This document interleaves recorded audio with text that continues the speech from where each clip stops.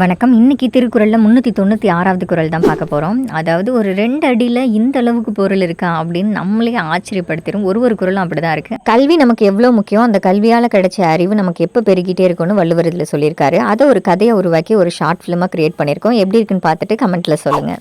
இப்படி சொல்லி கொடுத்தா இந்த குறளோட பொருள் இனிமேல் குழந்தைங்களுக்கும் மறக்கவே மறக்காது. தொட்டனை தூரும் மனைக்கெனி மாந்தருக்கு கட்டணை தூரும் அறிவு. காவல் கால சட்டை மேலே கொட்டு மாட்டி சரியை போட்ட வேட்டி கட்டி நட்ட நடுவே தோட்டம் தன்னை ராஜா போல நின்று இருந்த இரவும் பாலும் தூங்கிடாமல் வாடா விளையாட போலாம். அம்மா நான் விளையாட போயிட்டு வரேன். படிச்சுட்டு போடா, படிக்காம போற, படிச்சுட்டு விளையாட போலாம்டா வாடா. அம்மா நான் அப்புறமாட்டி படிக்கிறேன், இப்போ விளையாட போயிட்டு வரேன். நான் படிக்கவே மாட்டேங்கிறேன், கேட்காம ஓடுறேன் பாரு.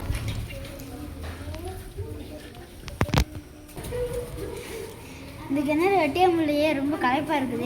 இந்த கிணறு எப்போதும் வெட்டி முடிக்குவோம், தண்ணியே வரல.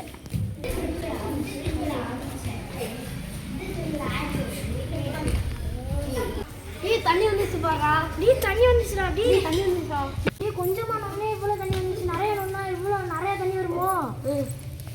ஏன் இங்கே வெட்டி இருக்கீங்க அப்படின்னு நல்லா மண்ணா இருக்குன்னா நிறைய தண்ணி வந்துச்சு, அங்கிட்டு போய் வெட்டிங்க, அங்கிட்டு ஊருக்குள்ள போய் பாருங்க. தண்ணி வந்து இப்பதான் நீ விளையாண்டு வரியா? எங்க நீ படிச்ச பாட்ட சொல்லு. சட்டை மேலே கொட்டு மாட்டி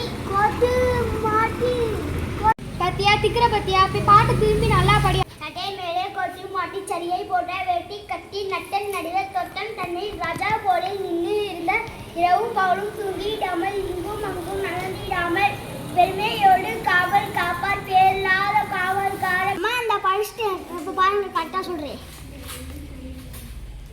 சட்டை மேலே கொட்டி மட்டி சரியை போட்ட வெட்டி கட்டி நட்டன் நடுவே தொட்டம் தண்ணி ராஜா போல நின்று இருந்த.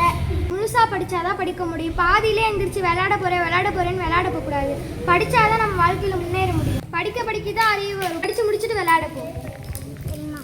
பொருள் மணற்பாங்கான இடத்துல தோண்டதான் தண்ணி வரும். அதே மாதிரி நம்ம படிக்க தான் நம்மளுக்கு அறிவு வளரும். இந்த குறளோட பொருளை ரொம்ப எளிய முறையில் எல்லாரும் மனசுலையும் பதிய வைக்கணும். சின்ன குழந்தைங்க பார்க்குறாங்க அப்படின்னா அவங்களுக்கும் ஈஸியாக புரியணும் அப்படின்ற ஒரு நோக்கத்தில் தான் இந்த மாதிரி நாங்கள் ஒரு கதையாக வடிவமைச்சிருக்கோம். உங்களுக்கு பிடிக்கும் நம்புகிறோம். அதிகாரம் 40 குறள் 396 தொட்டனை தூரும் மணற்கேணி மாந்தருக்கு கற்றனை தூரும் அறிவு அப்படின்னு இந்த குறளில் வள்ளுவர் சொல்கிறாரு.